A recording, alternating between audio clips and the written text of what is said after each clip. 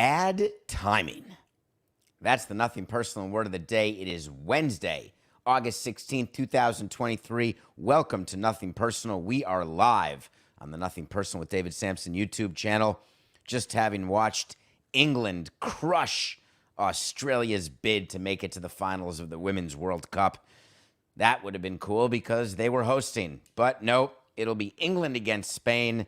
Not exactly a huge surprise. I guess the fact that the U.S. isn't there may be a surprise to some, but England and Spain, probably ranked 2 and 3, will be in the World Cup final. Bad timing. I'm talking about Shane McClanahan. I've got a story for you. On August 2nd, 2023, Shane McClanahan, the two-time All-Star pitcher who has not even gotten to arbitration, which means he's only been in Major League Baseball for 1+ years. This is his second year. All-Star twice, best pitcher on the Rays, who were the best team until July 1st. August 2nd, he's got some issue. But Kevin Cash says, don't worry. It's the back side of the front side of the left top of his forearm. And I looked askance right into the camera on that day or the next day's show and said, not exactly sure I've heard that before, but this smells slightly like it could be TJ. Cut to Kevin Cash now is a little more worried. To go from not overly concerned on August 2nd to going under the knife this coming Monday, which will be August 21st, that's 19 days from not overly concerned to, holy crikeys, we've got a problem. The bad timing is a double entendre. For the Tampa Bay Rays, who, as you recall, were on pace to win 196 games this season, they were the runaway best team in baseball. They were 28 games over 500 on July 1st. But they have been beset by injury after injury. And for a team with a lower payroll, which the Rays have, it is very hard to overcome pitching injuries. They just don't have the depth that other teams can have, and that's what money can buy. That's what payroll gets you, is depth. There are plenty of teams winning this year, Orioles, Rays, Marlins, etc., Reds with lower payrolls, lower third payrolls. But the higher payroll is how you can overcome mistakes, how you can overcome bad contract signings, how you can overcome injuries. The Rays have had 10 players have Tommy John since 2020. It's an ungodly number. It's way too many phone calls to the team president, way too many calls to the owner, way too many questions being asked, what is going on here? There is an outbreak, Dustin Hoffman style, within the Tampa Bay Rays organization. But this one is a real issue. Bad timing for the Rays because they need pitching and they needed him. Bad timing for Shane McClanahan. Let me explain how interesting this is. In baseball, generally, a player gets paid the minimum for the first 3 years that he's in the big leagues. You can give him above the minimum. We used to have a pay scale. You may read about in spring training when a player gets renewed. That only means that the player didn't agree to the salary that was given by the team, but the player has no choice. They have to agree in the first 3 years, but they can just say, hey, I don't agree. We're going to call it a renewal. We used to penalize players for renewing. We would offer them X if they would take the deal, and then X minus Y if they would not take it. We'd renew them at X minus Y. There's no reason for it. Players would often say, we're going to make you pay in arbitration. We're so angry about the renewal that we're not going to sign with you as a free agent. And it was all absolute horse hockey. Didn't matter in arbitration. Didn't matter when it came to free agency. It's just the players want the most they can get every year, like every employee. Great. That's the first 3 years. Years 3, 4, and 5, you get arbitration. That's when an arbitrator decides your salary. You get to use comps. You get to compare yourself to players of your service time. Then you get to free agency after 6 years. But there's a little known rule called Super 2. A Super 2 belongs to only the top few percent of players with over 2 years of service time and under 3 years of service time. And you get to be arbitration eligible after your second year in the big leagues. Therefore, you get arbitration 4 times, not 3. It is a huge difference in money. The reason why it is so huge is that arbitration tends to build on itself. If you are a performing player and you make $3 million your first year of arbitration, that can go to 6, that can go to 10, that can go to 15. 3, 6, 10, 15. That's $34 million over 4 years, back of the envelope, for being a Super 2. If you miss arbitration, instead of 3, 6, 10, 15, you have 3 years of arbitration at, call it 5, 9, 15. That's 29. That's a $5 million loss. And that's if you continue to be as good as you have always been. The Shane McClanahan bad timing is that he is a Super 2 player. When you are on the injured list, you still get service time. Service time is what is counted to get you to arbitration or to Super 2 or to free agency. It's all about service time. When we have grievances with players, they'd rather get paid in service time than cash. Teams would rather give them cash than service time. When there are fights about injured list or options down to the minors, teams would always prefer to pay money into the account of the player than give them credit for the days. Because when you're on the major league team, you get major league service time. When you're on the major league injured list, you get major league service time. Shane McClanahan is on the injured list right now, and he will get service time for the rest of this season. And that will allow him to gain Super 2 status, which means he will be arbitration eligible for next season. So they start negotiating his contract, and they say, hey, Shane, how about $1 million for you? You're not going to play at all because he's out all of 2024. And Shane McClanahan says, no chance, toilet pants. You're paying me for what I've done, not what I'm going to do. And what I've done is damn fine. I'm an all-star caliber player, a Cy Young candidate. I want my $3 million. Well, let's settle this in the room. Tampa's not going to say that because the rules of arbitration are it is absolutely inadmissible and arbitrators do not take into account what is going to happen next year. We can't go into the room with a starting pitcher before arbitration and argue to the arbitrators he lost his spot in the rotation heading into spring training next year. He's going to be a closer or a reliever, so we want to pay him next year like a closer or a reliever. Doesn't work. He will be paid as though he were a starter because he was a starter. So Shane McClanahan will not lose $1 in 2024, even though he will not play one game, because his arbitration will be based on what he's done. But now let's go to the next season, 2025. He'll be arbitration eligible again. Then the team will go into the room and say, look, he made $3 million in 2023. He pitched 0 innings in 2023. Tommy John, 469. He will go into the arbitration room at the end of 2024.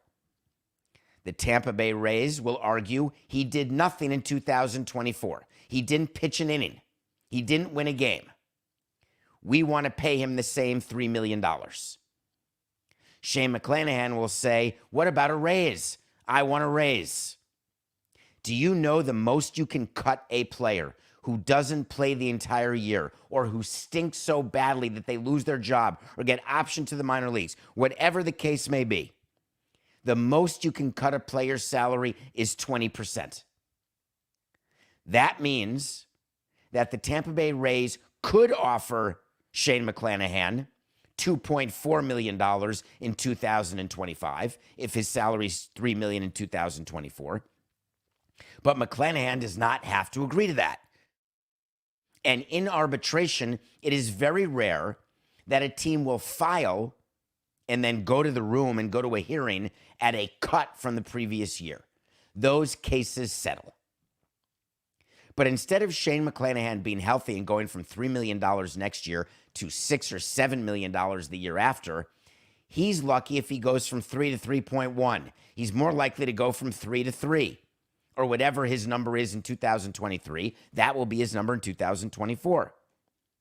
So if I'm the president of the Tampa Bay Rays, I'm looking at this situation, and I am DBR, despondent beyond repair, because my payroll is low to begin with. I've got all these injured players. I need players to perform for me. Paying players not to play. In football, dead cap money. In baseball, it's called IL money or released money. Released money is when you release a player, but you still have to pay him.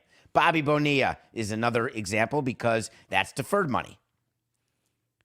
Injured money, deferred money, released money. Shane McClanahan is injured money next season. Tampa will look at its payroll and say, I don't want to pay him $3 million.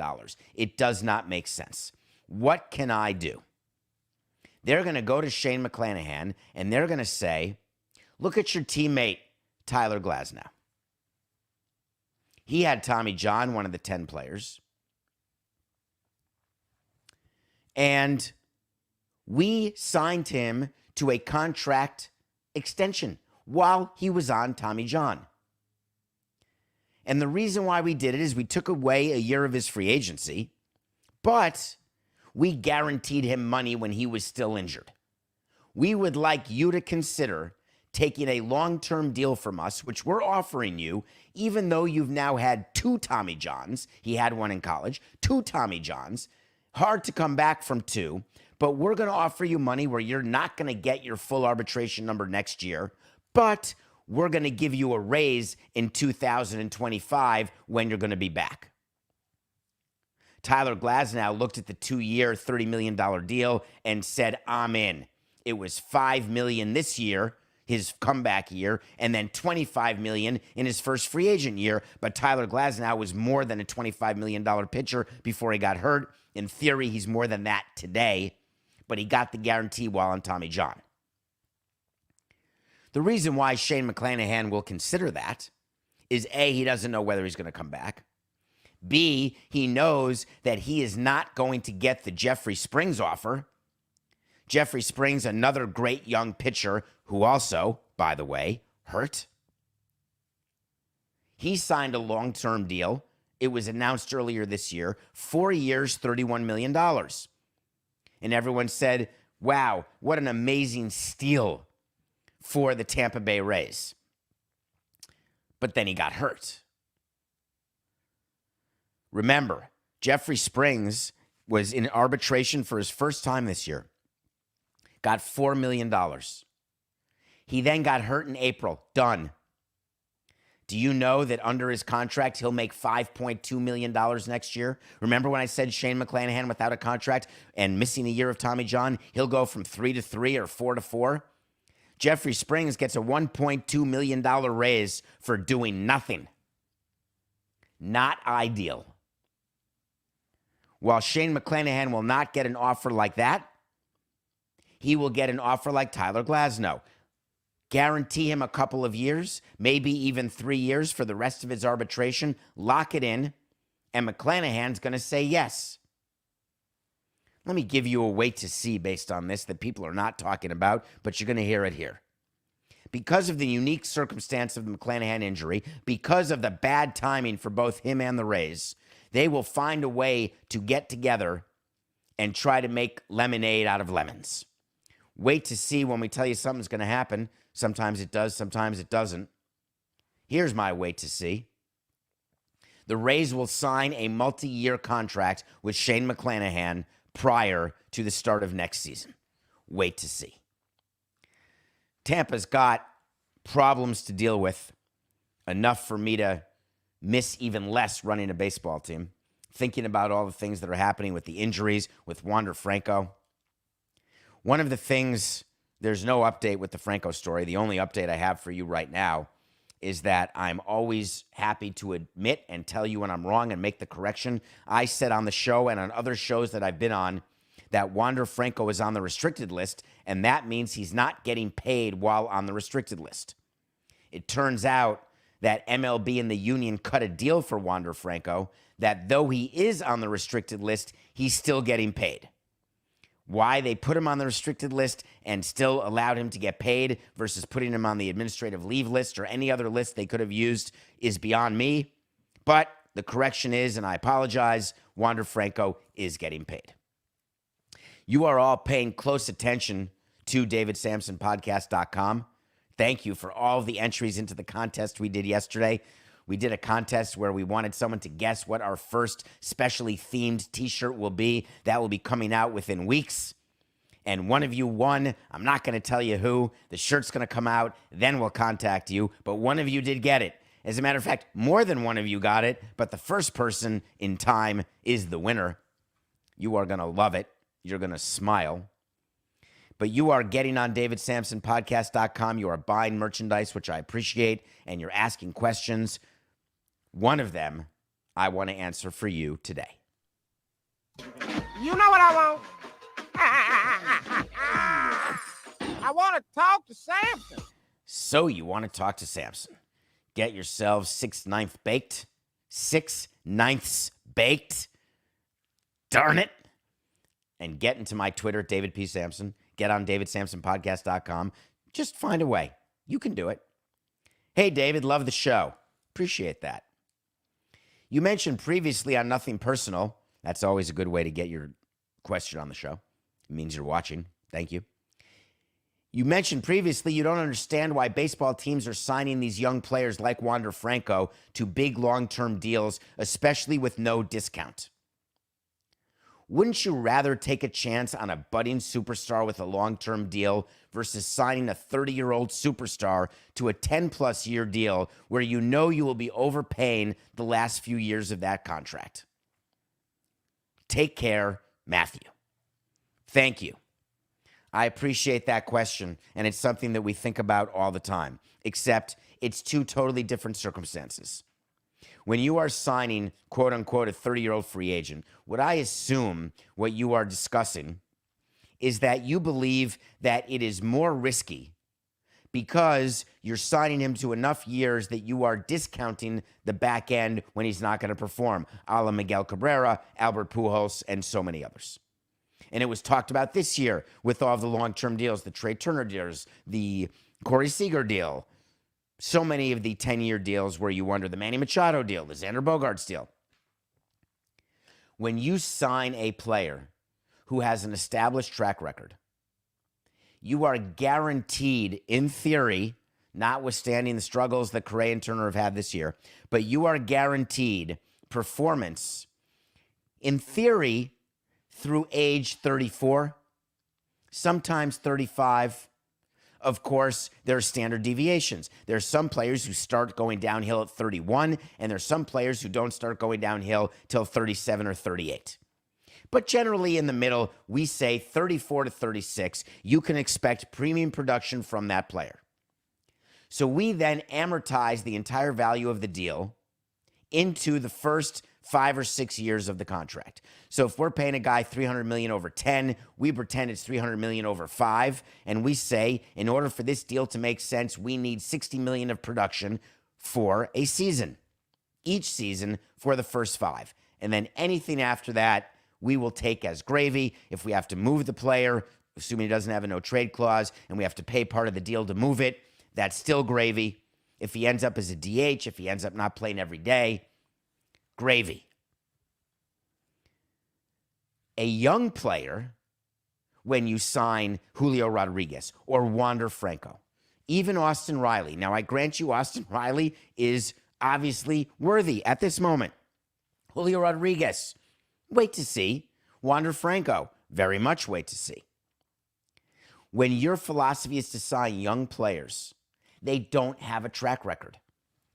There is nobody in baseball who believes that 60 games, 80 games, or 160 games does a track record make.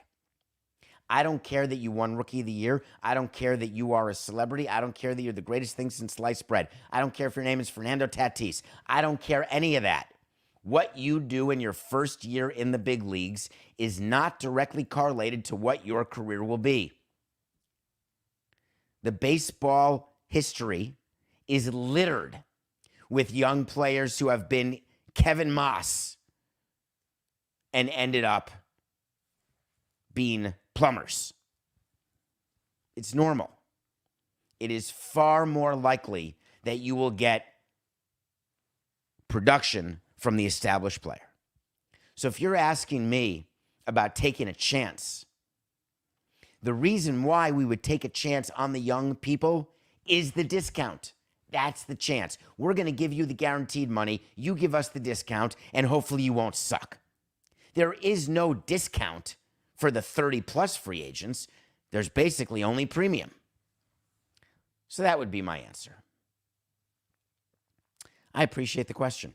And by the way, Matthew, I absolutely understand about budget, and I want to send you, I appreciate this question. I am sending you some Nothing Personal merchandise.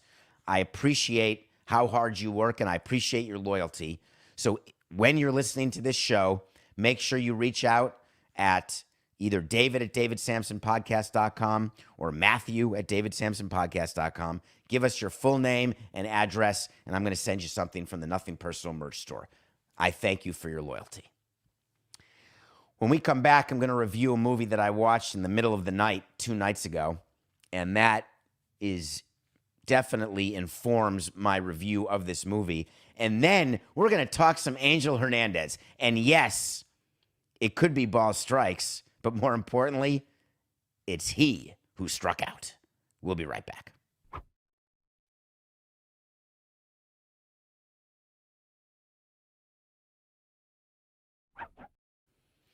Welcome back to Nothing Personal. It's David Samson, Matthew Coca, coming to you live on the Nothing Personal with David Samson YouTube channel. I know there's a lot for you to do. Please subscribe to that channel. Please follow us on Twitter at David P. Samson, TikTok, nothingpersonal.npds. You know where to find us. Instagram, David P. Samson. Go on our website, davidsamsonpodcast.com. We're trying to be everywhere because you've given us the strength to grow. We might as well grow. No matter how busy we are, I'm watching a movie every day. I've been waking up. It has been a very bad stretch for me, even for me. When you're up for the night, like at 1:15, 4 nights in a row, it's not optimal. But for content purposes, it certainly is. I watched Heart of Stone in the middle of the night 2 nights ago, so I guess it was on Monday night. And it sucks not to sleep on Monday night because you know you're only at the start of your week. It's the second worst night to be up all night. You obviously know the worst night. That'd be Sunday night. Total anxiety over the week, the Sunday scaries, and you've got a whole week to get through. Monday night's the second worst night. For me, Thursday night, no problem. Heart of Stone is with Gal Gadot, Jamie Dornan, who you may know from 50 Shades of Pink.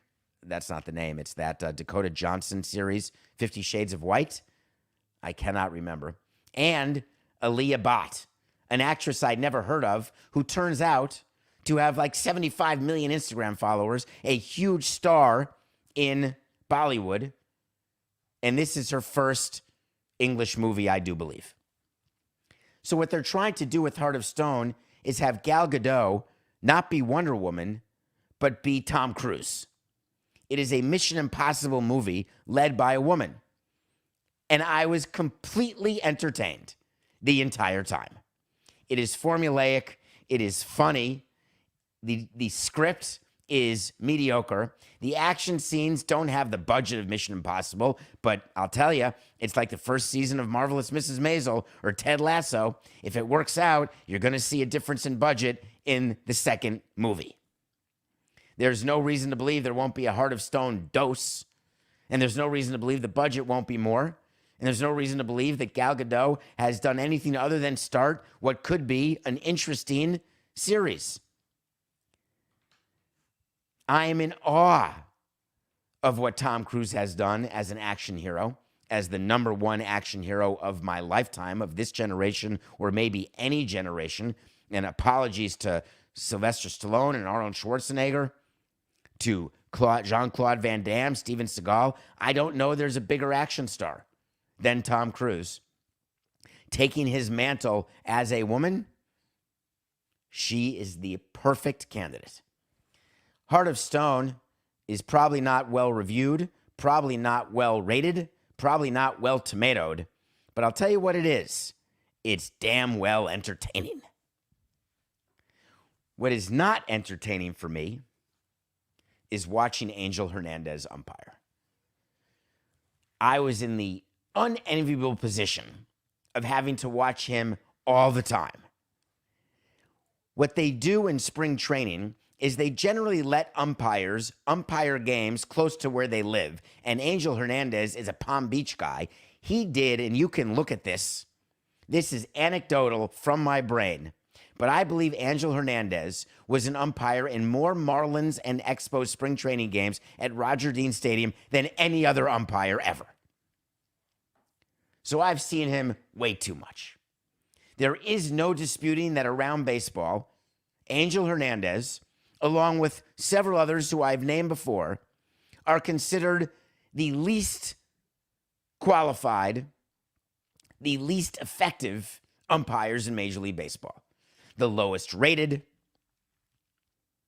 And we did that way before the tools that are available today, which remove all doubt about how bad an umpire is.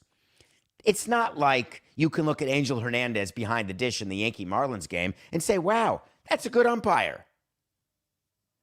There are metrics. It is so easy now to see what's a strike and what's not a strike, which is why people are calling for robot umps, which aren't going to happen.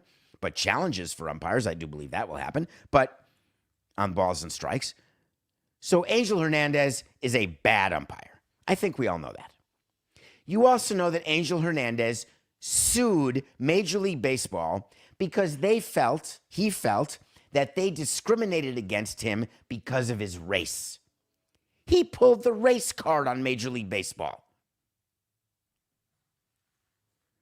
It is an affront to people who suffer from prejudice, who get held back because of their color and for not any other reason, who are held back when their quality would say they shouldn't be.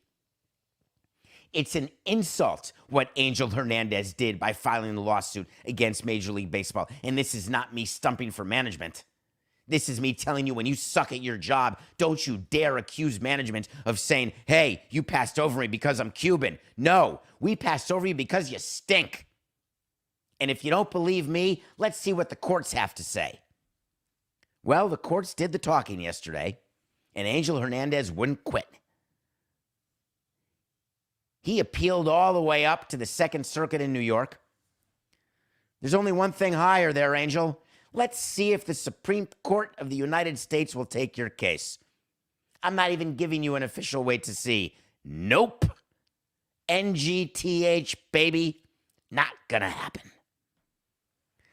The Second Circuit Court of Appeals in Manhattan, they rejected the Hernandez case, the appeal, 3-0. Game over. He said that Joe Torre should not have say over who's a crew chief and who's not. Joe Torre was in charge of umpires then. Now it's Michael Hill. And Joe Torre had a grudge against Angel Hernandez when he was the manager of the Yankees, and that's why he held him back from being a crew chief. Angel Hernandez's lawyer actually made the argument, Joe Torre really shouldn't have full authority. I've got a little surprise for you as to how that works in Major League Baseball. I'm not exactly sure what was said in the briefs, and I'm certainly not going to impugn anybody's brief writing skills or testimony under oath. But I would tell you that I have yet in 18 years to find any decision that is 100% made by one person. Is there an owner's prerogative? Yeah. Is there a commissioner's prerogative? Maybe. Is there an employee's prerogative? Not that I've ever seen. Maybe this was the one time when it happened, but I've never seen it before. You don't need to convene a Mensa convention to not make Angel Hernandez a crew chief. So now what? Well, it's pretty simple. Angel Hernandez is going to not lose his job. Why am I answering that question? Because so many of you tweet at me and text me and email me, why doesn't baseball just fire Angel Hernandez? What you may not know is the umpires have a union, and there's a collective bargaining agreement between baseball and the umpires. I personally believe you should be able to lop off the 2 or 3 worst performing umpires according to metrics that are used to evaluate umpires. Much like we're very much allowed to fire the bottom 2 or 3 ticket salespeople because there is a metric. Hey, you're not selling. You are. It's like Glengarry Glen Ross, baby. You can either get paid or you can get fired. Your choice. Why is it that a union should be able to protect, and this is an issue I have, you can call me anti-labor, which I'm not. I am pro-business, and sometimes that means being anti-management. Sometimes it means being anti-labor. I am pro-profit and pro-business. The concept of teacher tenure, the concept of umpires or players or any employee having a lifetime job. I feel the same way about SCOTUS appointments, whether they're left or right. Lifetime appointments bother me because you lose the edge just a tad. Lose the incentive to study, to work hard. Again, don't twist this around saying Supreme Court justices don't work hard or teachers don't work hard once they have tenure. Of course, I'm not saying that. But the inability to get rid of underperforming people for the sole reason that they're protected by a union, the union should be there to protect wages, to protect people who have earned wages who are not being paid what they are rightfully owed, to make sure that the rules are being followed, that safety is being followed. But to protect Angel Hernandez? Makes me crazy. But that's why. But believe me, if he does one thing that violates his contract, they will fire him in 2 seconds flat. That lawsuit is over. Second only to the Yankees season, which is also over. Did you know that we took the Braves over the Yankees 2 days in a row, and the Braves were 1-2 favorites 2 days in a row? Coca and I went back, and the Yankees have not played a team who was 1-2 favorites since 2016 in August, after they traded Chapman and others when they sold because they weren't going to make the playoffs. Then they re-signed Chapman after he won the World Series with the Cubs. But that's the last time the Yankees had 2 games in a row where their opponent was a 1-2 favorite. And the funny part is, in 2016, if you go back, which Coca did, many times the 1-2 favorite lost the game when they were playing the Yankees. Not this year. The Braves were 1-2 favorites. We took them 2 days ago and won. We took them last night and we won. We are 112 and 111. But we told you to focus on Severino, and we told you that Severino will not start again. That was our wait to see. Guess what? Severino gave it up again. I think my old friend Marcelo Zuna hit a 3-run bomb in the first inning. Severino pitched 5 and dived, gave up five runs, maybe 4 innings, whatever he pitched. Yankees aren't hitting, Yankees aren't pitching, and the Yankees are 60 and 60. Remember, this is not an opportunity for you to say, I'm a lifelong Yankee fan and I'm so angry I want everybody fired. The Yankees have not finished below 500. Guess. Just what's your guesstimate? 28 years. It's the second longest streak in the history of baseball. They missed the playoffs in 16. Other than that, they pretty much make the playoffs every single year. Are they entitled to a bad year? Do I blame Brian Cashman for building the wrong team? Yes. Do I think that one of Cashman or Boone, if not both, will not be back next year because Hal's got to do something? Yes. But don't take away from what Brian Cashman, who will go into the Hall of Fame, what he's done. Yes, you may finish below 500. Don't forget what I told you about the Cardinals. Yes, they're also having a crappy season. But no reason to burn Mozeliak's desk in effigy with the success the Cardinals have had this century. And the Yankees are even more successful than the Cardinals. Tonight's pick. I'm taking Verlander and the Astros over the Marlins. Verlander is going to want to match Scherzer. You may not have seen Scherzer's third start with the Rangers, went 7 innings. Now, Verlander has his third start with the Astros as the Astros try to win a series as they continue to battle with the Texas Rangers. And if you think there is no Scherzer versus Verlander, Rangers versus Astros situation going on, or Rangers ownership versus Astros ownership, or players versus players, you are wrong. That is a rivalry. That is a meaningful race to watch down the stretch. Not as interesting post-wildcard era because they're both going to make the playoffs, but still cool. You'd rather win the division. Verlander is going to match Scherzer. We are taking the Astros over the Marlins. In 2006, when I realized I was not going to get a ballpark deal done immediately, that is when we realized we had to trade Miguel Cabrera because we wouldn't be able to sign him to a free agent contract. And in order to get the most we could, which ended up being not enough, we decided to trade him when he still had years left before free agency. As we were negotiating to get a new stadium, we knew that our owner was going to have to contribute, whether it was $100, $200, $300 million. But we also knew that we were going to need to have a payroll higher in the new stadium than in the old stadium.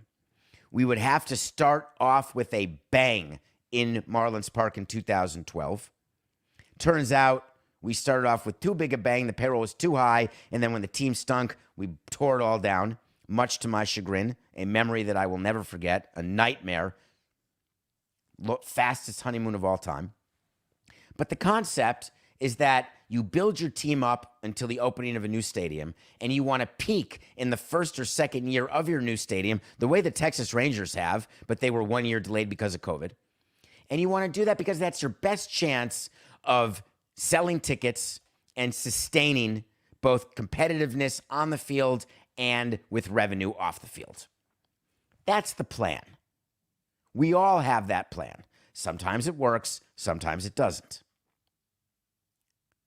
The Oakland A's are saying that they've got the same plan.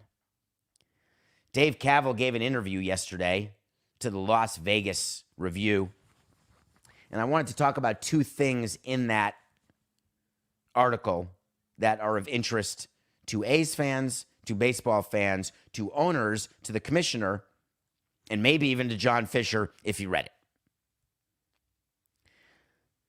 The first one is about the play on the field. When asked about the Oakland A's and the fact that they've lost 86 games and the fact that they're not good and what's your plan, et cetera, forgetting when the building's going to open or if they're even going to be in Vegas, forgetting that, he gave a quote that said, "You wouldn't invest in a stadium and also not invest in the quality of the product." So that's something that we really want to reiterate, and I think will be an important aspect as we launch the team in Vegas. He wants people in Vegas to know, hey, support us because while we stink now, we're not going to stink then. We've got a plan, we've got a front office in place where we are doing this exactly perfectly, where we will be ready to win when the new ballpark opens. Query, when will the ballpark open? Let's say 2028. Problem, it's 2023. There is no plan. Well, I carried around a 5-year payroll plan, and we would just get players, whoever we were signed really long term would stay in the payroll, and we'd have minor leaguers who we'd slot in thinking that this is when they'd graduate to the big leagues, and then guess what their performance would be and put an arbitrary arbitration number next to their name. Yes, we would all do 1, 3, and 5 year plans. You find me a team, when they look back 5 years, they go to their plan and say, oh yeah, that worked. We've got the exact team we thought we'd have. We've got the exact quality of team we thought we'd have. We've got the same players playing who we thought we'd have, and they're as good as we thought they were going to be. It's like a unicorn. Maybe once in a blue moon that happens. So what Cavill is saying is not that we have the structure in place or the systems in place. What he's saying is we're going to have the money in place, and if we haven't done it with our minor leaguers, if we haven't done it with our major leaguers, we'll bring in some free agents, and we may do it with Heath Bell and Jose Reyes and Mark Burley, and we're going to be just fine when the new stadium opens. The reason people are concerned about that fact is that the Oakland A's are putting more money into their stadium and are forced to than anybody since the New York Yankees. And the Oakland A's are not the New York Yankees. They don't have the revenue. The market in Vegas is not New York. For everyone who thinks that all of a sudden the A's are going to move to Vegas and become even a mid-level payroll team, you are not paying attention to the numbers. The Oakland A's in Las Vegas will continue to be a bottom third payroll team and a top third revenue sharing recipient team. So to all of a sudden believe that they will invest in the product in a way that you think they're not doing now, you are being fooled. Part of the article, Cavill also talked about how they are getting the money to do their share of the stadium. It's a conversation I've had with you. When you need to get money for a stadium, it doesn't come out of the owner's checking account. The owner goes to the market and borrows it. Every team does it with debt. You put together a proposal and you go meet with banks. And the proposal has, here's the amount of money we need. Here's what we're using it for. Here's what we expect to make as a result of this money. And here is how we expect to pay you back. The banks then look at that. They say, bullshit, no, not right. No, you're not going to draw 30,000 people. No, you're not going to get a naming rights deal of $20 million. We're going to shave 20% off your projections. We're going to give you your new projections. Then we go to the market to syndicate the deal, which means when you go to JP Morgan or Bank of America or Goldman Sachs to borrow money to put into a ballpark the way the A's have to borrow $1 billion, JP Morgan doesn't give you $1 billion of its own dollars, nor does Goldman Sachs. They syndicate the deal, which means they go to a bunch of other banks and they say, hey, it's like being a limited partner. Do you want to be the limited partner in this deal with the Oakland A's? We're giving them $1 billion. We're going to be the lead. We're going to give you a fee. We're going to take your money, put it in the pot, give it all to Oakland, and then hope that we all get paid back. And if worse comes to worse, the team will go into bankruptcy, it'll be sold, and we'll get our money back anyway. When you go out into the market, you want your syndicate to be led by JP Morgan, Bank of America. You don't want it to be led by Goldman Sachs. Here's why. We talked to Goldman Sachs.